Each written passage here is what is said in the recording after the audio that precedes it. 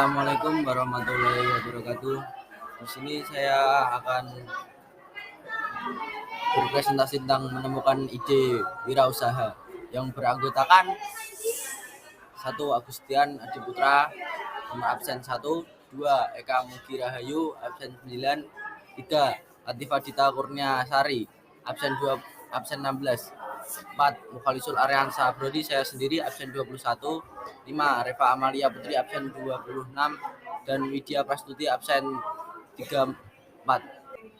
Definisi: ide merupakan sebuah rancangan yang tersusun di dalam pikiran, gagasan, maupun cita-cita.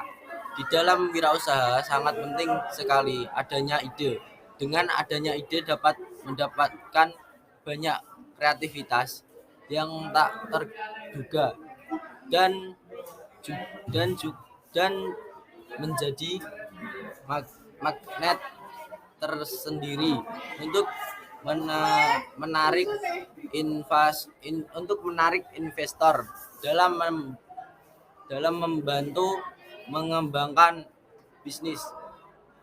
Memiliki ide bisnis yang baik adalah langkah awal untuk mengubah keinginan dan kreativitas menjadi peluang bisnis. Ide dalam konteks ini adalah gagasan dalam menciptakan suatu yang baru dan berbeda, sehingga dapat disimpulkan bahwa ide bisnis merupakan penciptaan gagasan yang menciptakan suatu bisnis yang baru dan beda.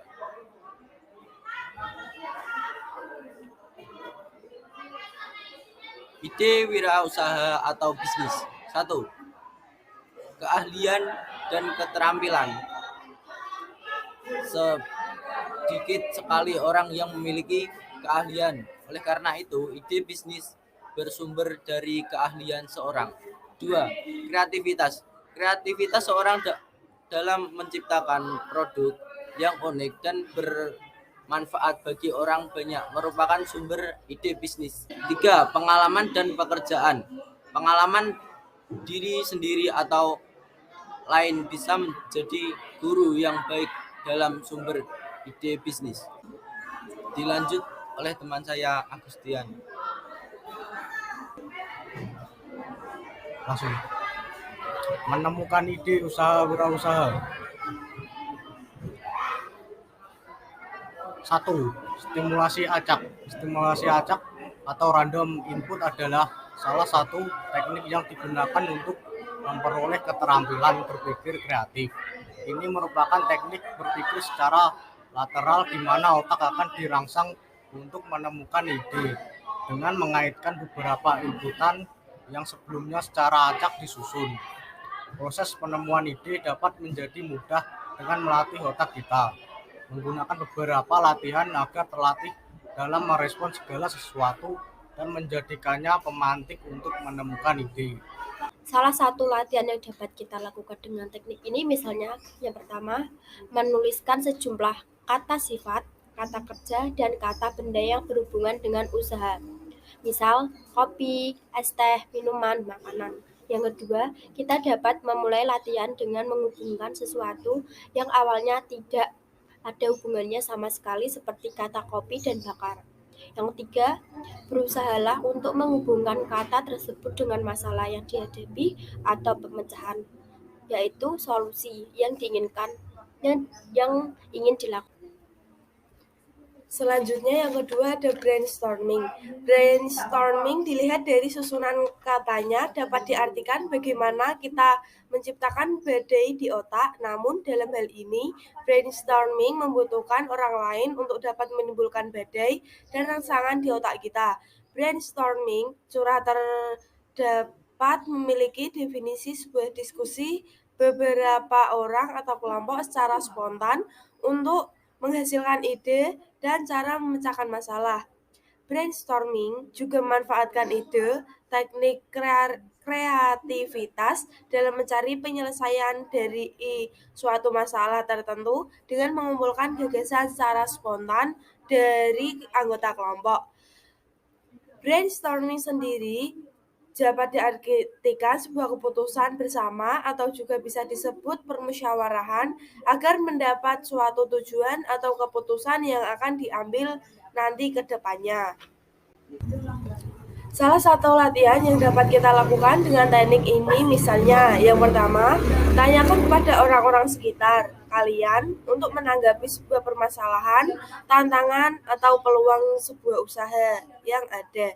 Yang kedua, minta kepada mereka untuk menghasilkan ide sebanyak mungkin, tidak peduli jika tidak terkait sama sekali dengan mereka. Selama melakukan periode ini, tidak boleh ada kritik dari kalian. Yang ketiga, review idenya, pilih yang paling menarik, dan kemudian pikirkan tentang bagaimana menggabungkan, meningkatkan, atau menerapkan ide-ide tersebut.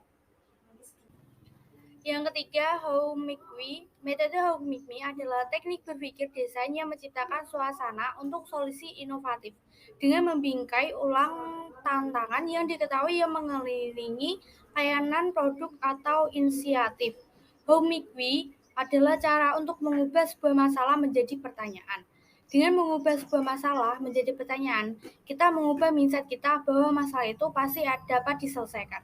How Make Me juga menjadi suatu tahapan untuk menggali ide sebanyak mungkin guna mencari solusi dari berbagai masalah yang timbul. How Me We juga adalah penyelesaian masalah atau juga sebagai keadaan yang ada di sekitar suatu bisnis. Pasti ada saja masalah yang timbul dan menyebabkan suatu bisnis tersebut menjadi muncul banyak sekali pertanyaan yang akan menyelesaikan masalah tersebut karena banyaknya jawaban yang meyakinkan. Salah satu latihan yang dapat kita lakukan dengan teknik ini, misalnya yang pertama, mulailah dengan membuat sebuah pertanyaan bagaimana kalau sebuah limbah rumah tangga seperti botol plastik dapat memiliki manfaat lebih. Yang kedua, kalian juga dapat membuat beberapa pertanyaan terkait usaha yang ingin kalian bangun, seperti bagaimana kalau saya membuat sebuah usaha kerajinan gelas daur ulang dari bahan limbah kaca? Bagaimana jika saya membuka sebuah toko yang berisi barang kerajinan dari teman-teman sekolah saya? Lalu saya akan melanjutkan yang keempat, think different. Cara mendapatkan ide kreatif juga dapat dilakukan dengan memikirkan lawan atau kebalikan dari beberapa ide, kenyataan, pertanyaan, atau bahkan sebuah kondisi. Secara pelaksanaan dan penggunaan, cara ini memiliki kesamaan dengan How Make We. Perbedaannya terletak pada pertanyaan think different atau berpikir terbalik, harus menjadikan lawan dari kondisi yang ada.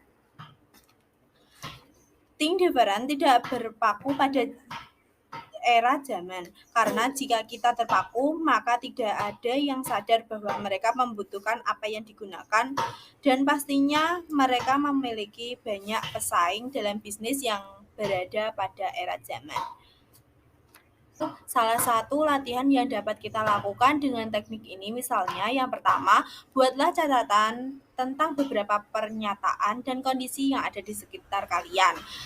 Misalnya keadaan apa sih yang lagi viral di sekitar kita, lalu bisnis-bisnis apa sih yang berkembang pesat di beberapa bulan belakangan ini.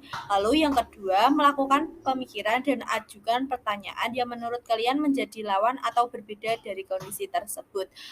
Misalnya di zaman sekarang marak-maraknya kabar A, tapi kita melakukan suatu yang berbeda, misal kabar B gitu. Thinking. Design thinking adalah sebuah pendekatan yang berorientasi atau berpusat terhadap kebutuhan manusia sebagai user atau konsumen dalam menciptakan ide dan inovasi baru. Inovasi merupakan sebuah keberhasilan dalam menemukan sebuah cara baru atau pengembangan baru dalam mengubah proses, perilaku, hingga fungsi sehingga konsumen dapat merasakan manfaat yang lebih besar dari yang sebelumnya. Design thinking menyediakan pendekatan berbasis solusi untuk menyelesaikan masalah. Ini adalah cara berpikir dan bekerja serta kumpulan metode langsung. Tahapan design thinking yang sering digunakan memiliki 5 tahapan yang harus dilalui. Yang pertama, empatis, yang kedua, define, yang ketiga, ideate, Yang keempat, prototype. Yang kelima, tes.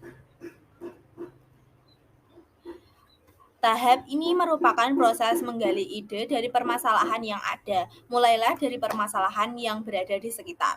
Design thinking memfokuskan pada kebutuhan pelanggan itu sendiri.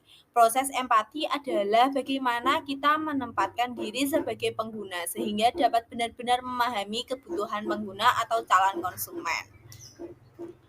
Nah, kesimpulannya akan dibacakan oleh rekan saya. Yang selanjutnya ada kesimpulan.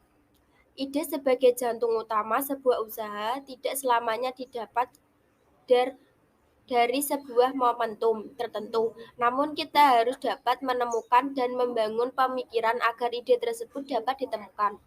Berbagai teknik yang dapat digunakan dalam proses menemukan ide menjadi sebuah solusi dan tools atau alat bagi kita. Tentunya tetap dengan latihan dan pembiasaan berpikir yang luar dari kebiasaan out of the box. Seberapa baik pun kita menggali dan menemukan sebuah ide usaha, selalu kan ada gangguan, konflik baik secara kepribadian, kecemasan. Selanjutnya ada kesimpulan. Ide sebagai jantung utama sebuah usaha tidak selamanya didapat dari sebuah momentum tertentu. Namun kita harus dapat menemukan dan membangun pemikiran agar ide tersebut dapat ditemukan. Berbagai teknik yang dapat digunakan dalam proses menemukan ide menjadi sebuah solusi dan tools alat bagi kita. Tentunya dapat dengan latihan dan pembiasaan berpikir yang di luar dari kebiasaan out of the box. Seberapa baik pun kita menggali dan menemukan sebuah ide usaha, selalu kan ada gangguan, konflik baik secara kepribadian, kecemasan, kebosanan, hingga ketakutan mengganggu cara untuk menemukan ide usaha. Namun kita itu melanda dan terjadi, pastikan bahwa memiliki konseleksi ide-ide segar, kreatif dan bagus untuk tetap maju menjelaskan proses usaha. Sekian presentasi dari kelompok kami. Kurang lebihnya mohon maaf. Wassalamualaikum warahmatullahi wabarakatuh.